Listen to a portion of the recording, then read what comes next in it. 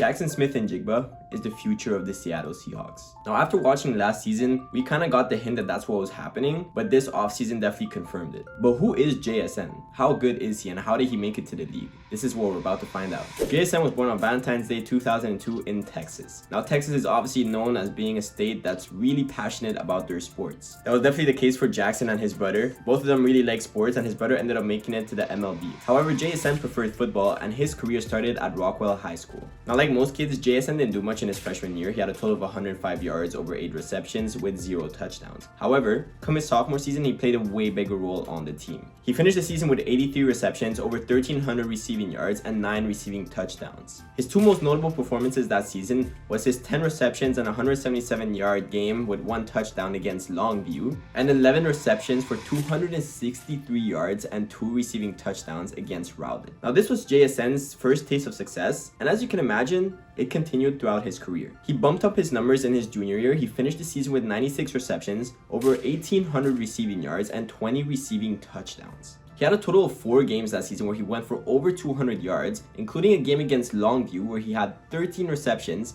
289 yards, and 2 receiving touchdowns. Now, he carried this momentum into his senior year. In the season opener, he had 13 receptions for 311 yards and 2 receiving touchdowns. And what's insane is that wasn't even his best game of the season. His best game came against Mesquite. I don't know how to pronounce that name, but Mesquite. What the hell is even that? He had 9 receptions for 327 yards and 4 receiving touchdowns. JSN's ability to dominate on the field in high school was honestly unmatched. He finished the season with 109 receptions with over 2,100 receiving yards and 34 receiving touchdowns. Coming out of high school, he was a 4-star recruit, and as you can imagine, he got college offers from pretty much everywhere across the country. Some of these offers included ASU, Notre Dame, Ole Miss, Cal, and a bunch of others, but he decided to commit to Ohio State. Now, when JSN joined Ohio State, the team was honestly stacked. They had an insane roster. Now, he was joining a wide receiver lineup that included Garrett Wilson and Chris Olave, and he was catching passes from none other than CJ Stroud. Now that I've talked about his high school career, going into college, you probably had some high expectations for him, but the truth is, his college career was honestly a little bit underwhelming. Because he was putting up such good numbers, you would expect the same thing to happen in college. However, that wasn't necessarily the case. That's for a couple of different reasons. Now, let's take a look at his freshman year. In 2020,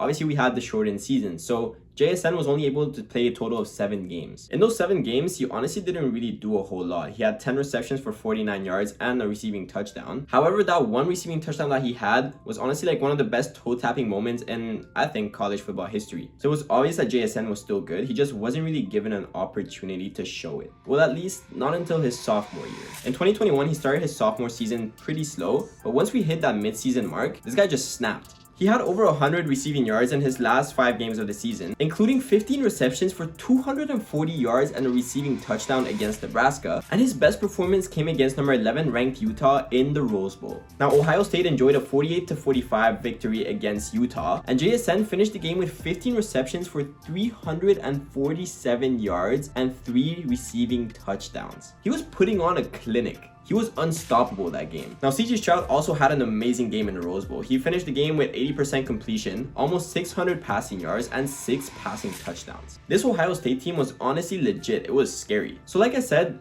his college career was honestly pretty underwhelming. He had a bunch of ups and downs, and unfortunately it happens that he ended his career on a down. He ended up only playing a total of 3 games, had 5 receptions for under 50 yards and no receiving touchdowns, and this is largely due to the fact that he injured his hamstring in mid-September. Now, he made a comeback for the game against Iowa on October 22nd, but he ended up leaving that game as well. Now, the coaches said that they were only going to play him a limited amount anyways, but still that raised a lot of questions regarding his willingness to play. People online started to say that it was weird how long it took him to recover from his injury, and they started comparing him to other players that suffered similar type injuries, and their whole point was that other people were able to recover way faster than he did. So like what's going on? Now, a lot of people thought that this would have an impact on his draft stock, but that honestly wasn't the case. Despite an okay college career, he was still drafted in the 1st round, 20th overall by the Seattle Seahawks in the 2023 NFL draft. Now, him joining Seattle was a little bit like him joining Ohio State. He joined one of the best wide receiver squads in the NFL in Tyler Lockett and DK Metcalf, and he was catching passes from Geno Smith. Geno Smith isn't an amazing quarterback, but I think he's pretty good. So coming into his rookie season in 2023, it kind of started off on a hump. He suffered a fracture in his wrist during the preseason, but luckily he didn't have to miss any regular season games. So I guess similarly to college, because he had so many good wide receivers around him on his team, he wasn't a standout guy. He wasn't their number one guy by any means. Tyler Lockett was a veteran and a leader on the team, and he was used in clutch moments. A lot of times when you needed a first down or when you needed something to happen, Geno Smith would most of the time look to Tyler Lockett. DK Metcalf at the time was their number one target. As I've mentioned before, and as everyone knows, DK Metcalf is huge. He's an intimidating wide receiver. So obviously he was an amazing deep threat for the Seahawks. But that being said, when you have such a deep threat and defenses are paying attention to that and they don't want you to go over the top on them, that leaves the underneath wide open. And that's where JSN excelled in his rookie season. He was utilized for screens and for checkdowns a lot, and this allowed him to finish the season with 63 receptions, over 600 receiving yards, and 4 receiving touchdowns. In 2024, things definitely changed for the Seahawks and changed for the best for JSN. He took on a bigger role, and it honestly looked like the Seahawks were using him as the number one option, and this definitely showed in his stats. In 2024, he had 3 100-yard games, 2 of those being back-to-back. In Week 9 against the Rams, he had 7 receptions for 180 yards and 2 receiving touchdowns. During that game, he also had a 46-yard catch and run.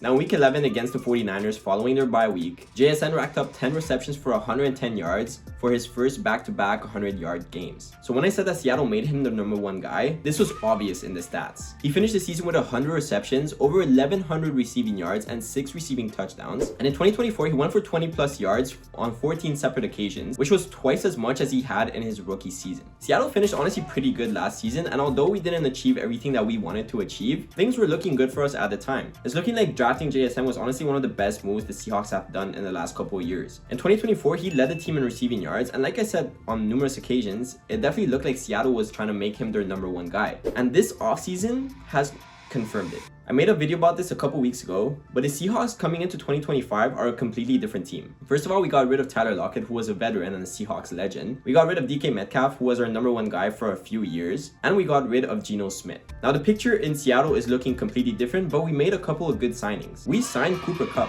I had a feeling that Cooper was going to sign in Seattle, but because we never make any good moves, I didn't really put too much thought into it. But the fact that we now have Cooper Kupp on a team, I think is a game changer. Obviously, he's getting a little bit older and he's had injuries in the past, but I want that guy on my team. Honestly, this is going to be exactly like Puka Nacua and Cooper Kupp. We have JSN, who's another young guy. We have Cooper Kupp, who's one of the best wide receivers in the NFL, or at least was at one point. NFL experience, has won the championship.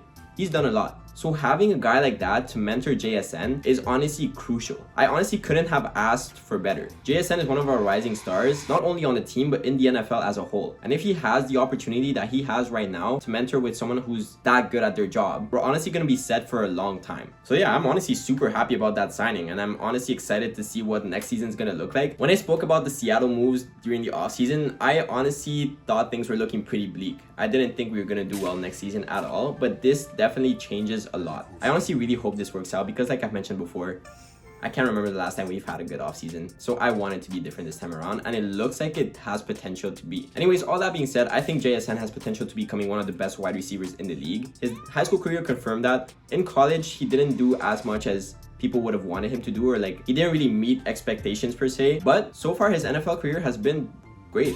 He's done a great job, to be honest. I think 2025 is going to be more of the same. I'm honestly really excited to see next season, to see what he can cook up. I want to see Cooper Kupp and JSN. I want to see what that duo is going to be like, and I want to see how dominating they can be. Let me know what you guys think. Do you think Kupp and JSN are going to be one of the best wide receiver duos in the league? Or do you think it's going to be a bust? Let me know in the comments. Let me know what you guys think. Anyways, that's going to be it for today's video. Thank you guys for watching. Honestly, I really appreciate the support that you guys have been showing me lately. My last video did honestly surprisingly well, and I was really happy to see that. And I'm glad you guys are enjoying the content. So that being said, make sure to leave a like on this video, comment your favorite football player, and subscribe to the channel so you can help us grow and I can continue to put out content for you guys. Thank you guys so much.